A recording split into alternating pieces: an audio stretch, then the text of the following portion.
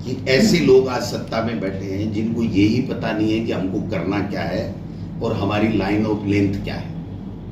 जो बॉलर होता है ना, वो कदम गिर करके फिर बॉल ऐसे फेंकता है, कोई 100 में से एक आधे बाउंस हो जाए, इनकी तो सारी बाउंस हो रही है, जितनी फेंक रहे उतनी बाउंस हो रही है। तो इनकी समझ में नहीं आ रहा ये करेंगे क्या। आप बताओ कि शिक्षा मंत्री कह रहे हैं, मैंने ट्वीट किया था उस दिन भाई, मैंने ट्वीट किया था कि आप बताएं दोनों में से सही बात क्या है। आज तक मेरे ट्वीट का सीएमओ से, मदन दिलावर से, किसी से, मतलब हमको तो ऐसे मान दिया जैसे हम तो अफगानिस्तानी हैं, हम तो हिंदुस्तान में, राजस्थान में सवाल ही नहीं पूछ सकते। एक भी बात का जवाब सीएमओ नहीं दे रहा है, केवल पुण्यतिथि, जन्म तिथि उसके ऊपर ट्वीट कर देता है। ऐसा वो डीडवाना वो कहते हैं ना कि ज्यादा ठीक नहीं रहेगा तो ऐसा पार्टियां साफ हुआ है जिसको पता नहीं। आप प्रदेश का अध्यक्ष किसी विपक्षी पार्टी का या प्रतिपक्ष का नेता या कोई जिम्मेदार नागरिक या मीडिया के बंधु, आप लोग अगर कोई सवाल जनता से मिलता है और उसको उठाते हो तो कायदे से उस डिपार्टमेंट को या सीएमओ को उसके ट्वीट का जवाब देना चाहिए कि भैया सही बात ये नहीं है, सही बात ये है, तो कम से कम जनता में क्लियरिटी आ जाएगी। अब हम तो आज 10 दिन से गड़ागड़ कर रहे हैं, और वो बिजली का पानी भी दे रहा है, पानी वाला स्वास्थ्य भी दे रहा है, स्वास्थ्य वाला रोजगार भी दे रहा है, पता ही नहीं क्या चल रहा है, क्या कर रहा है। भाई साहब, बीजेपी ईमानदारी से नहीं करना चाहिए। उनको किसने अधिकार दे दिया कि बेवजह कांग्रेस के कार्यकर्ता, नेता और बीजेपी के नेताओं के कहने से उनके खिलाफ मुकदमे कर दे। प्रमोद जैन भाया के 107-16 का इस्तेगासा नहीं है, इस आईजी ने बेजा दखल देकर के 9 मुकदमे कर दिए। 9 के अंदर मिट्टी तालाब से खोद के ले गए, प्रमोद जैन भाया मुलजिम है। अनाज मंडी के अंदर बारदाना इधर उधर हो गया, प्रमोद जैन भाया ने मंत्री रहते हुए करवा दिया। 9 मुकदमे कर दिए, कोटा में कर दिए। और ताजा उदाहरण तो गोविंद डोटासरा और टीकाराम जूली है। टीकाराम जूली और मैं सर्किट हाउस में बैठे, उनके ऊपर वो मुकदमा करवा रहा है और रात को 10 बजे करा रहा है। घटना 2 बजे की और रात को 8 घंटे बाद में 10 बजे आईजी, एसपी और नीचे के तमाम पुलिस के लोगों को कहता है कि मेरी बेइज्जती हो गई, मेरी इज्जत दांव पे लग गई, आपको मुकदमा करना पड़ेगा। और एक घटना के 2 मुकदमे, किसने अधिकार दिया उस आईजी को? उसको क्यों नहीं कहेंगे हम? गलत करेगा तो कौन नहीं कहेगा, बताइए। अरे ये तो यहाँ सड़कों पे नोटंकी करते थे बीजेपी वाले, तो हमने तो यही तो कहा है कि आप ईमानदारी से कानून के मुताबिक काम कीजिए। इन्होंने प्रमाण दे दिया कि मैं कानून के मुताबिक नहीं करूंगा, मैं तो बीजेपी का चोला पहन करके बीजेपी जैसे नचाएगी वैसे नाचूंगा और तुम्हारे खिलाफ मुकदमे करूंगा। जिसका ताजा उदाहरण है एक इंसिडेंट की 2 एफआईआर और उसमें जानबूझ करके गोविंद डोटासरा, टीकाराम जूली और अन्य के ऊपर मुकदमा में नाम देना। और किसी तरह की कोई वायलेंस नहीं हुई, किसी तरह की कोई वायलेंस नहीं, किसी तरह का कोई धक्का मुक्की नहीं हुई, किसी तरह का कोई मुक्का नहीं मारा, कोई झगड़ा नहीं हुआ, उसके बावजूद जानबूझ के मुकदमा दर्ज कर दिया। और इसलिए कि एक तो सीआईडी सीबी में चला जाएगा, तो इसलिए दूसरा मुकदमा वहां के लोकल नेताओं को प्रेशर में रखने के लिए मैं दूसरा मुकदमा कर दूं। ये कोटा आईजी है, तब कोटा में ही हुआ है ये सब। कहां फुहारे नहीं छूटते, कहां प्रदर्शन नहीं होते। 5 साल तो इन्होंने किए ही, यही नोटंकियां की थी, प्रदर्शन ही किए थे, और अब हम 5 साल ही करेंगे। तो फिर तो हम तो 500, अगर मान लीजिए 100 प्रदर्शन करेंगे तो 100 मुकदमे खाएंगे इसकी वजह से। ये कौन सा तरीका, आप बताइए। और करो ना गिरफ्तार, कौन मना कर रहा है? गोविंद डोटासरा यही बैठा है ना, इसने किया ना मुकदमा दर्ज। तो भजन लाल सरकार में दम है तो करे। अगर मैंने कोई अपराध किया है तो मुझे कल जाते आज देना फांसी की सजा, इनको जो करना जो करे ना। तो ये तो प्रमाणित कर रहा है कि मैं तो बीजेपी का जो है चोला पहन करके काम कर रहा हूं, तुम्हारी में हिम्मत हो तो कर लो, मैं तो करूंगा। मेरे 8 घंटे बाद में मुकदमा कैसे दर्ज हुआ, आप बताओ। आपके साथ कोई घटना हो जाए, आप 10 मिनट, 20 मिनट, 1 घंटा, 2 घंटा, और वही पुलिस का आदमी पुलिस को रिपोर्ट दे रहा है, सीआई को रिपोर्ट दे रहा है, जो सीआई उसके साथ में, एसपी वहां पे खड़ा है, और उनको 6 घंटे 8 घंटे बाद में प्रेशर में लेकर के अरे मेरे को तो मुकदमा दर्ज कराना है। ये कोई तरीका है क्या? तो उसको नहीं कहेंगे तो क्या उसको लड्डू खिलाएंगे? गैर आवासीय में 15,000 तक का ये ऑर्डर मेरे पास में है, 12/5/2023 को दे दिया था इन्होंने।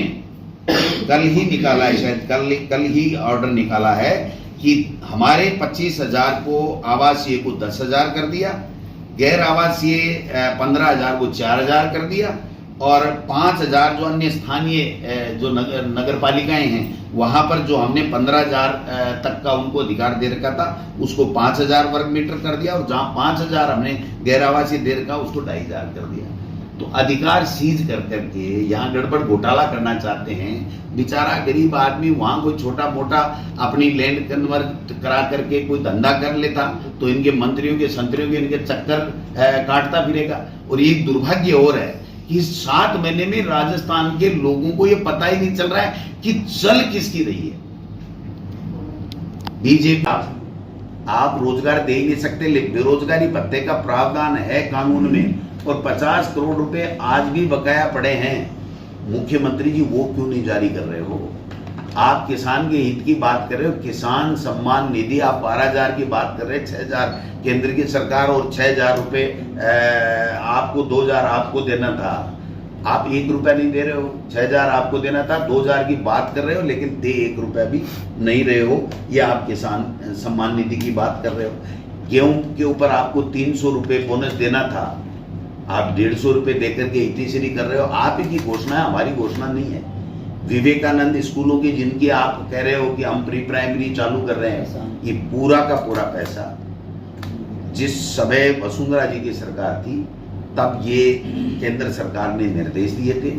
हमारे समय में 5 साल में हमने पूरे के पूरे स्कूलों में सब में प्री प्राइमरी का और ये भवन निर्माण, सिविल वर्क और बाकी का इंफ्रास्ट्रक्चर जो संसाधन चाहिए वो उपलब्ध कराए। अब इनको खोलना ही है, ये मेहरबानी नहीं कर रहे हैं। इनके समय में 10 पैसा भी अगर बजट से इसमें लगा हो तो मुझे बता दीजिए, लाके रहूंगा। कब तक? पर्ची कब बदल जाए किसी का पता ही नहीं भाई साहब। दिल्ली से कब समाचार आ जाए, तो जो करना कर दो। यमुना का कोई ऐसे नहीं आ रहा है तो एक मटका भर के ही ला दो। हेलीकॉप्टर है आपके पास में, कहां से आएगा यमुना का पानी आप बताइए।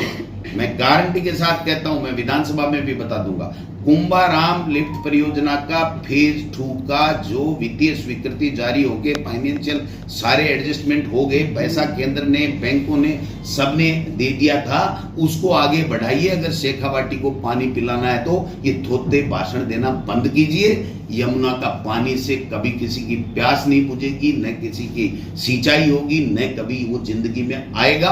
ये यूं ही निकल जाएंगे, इनके समय निकल जाएंगे। और ERCP वो गजेंद्र सिंह की बड़ी बड़ी बातें कर रहे थे, मैं ला के रहूंगा MOU। वो MOU आप विधानसभा में देखेंगे हम कि आप MOU वाली सरकार हो, औचक निरीक्षण वाली सरकार हो, है ना, जांचे वो फैसलों को दोबारा देख रहे हैं, सबको ये कर रहे हैं, एकल पट्टे में दोबारा कमेटी बना रहे हैं, जिलों का पुनर्सीमांकन वो क्या कर रहे हैं, पुनर्समीक्षा कर रहे हैं। ये समीक्षा के लिए बैठाया था क्या? यहाँ समीक्षा तो होली, समीक्षा हुई है, 6 महीने हो गए, आप अपना काम करो।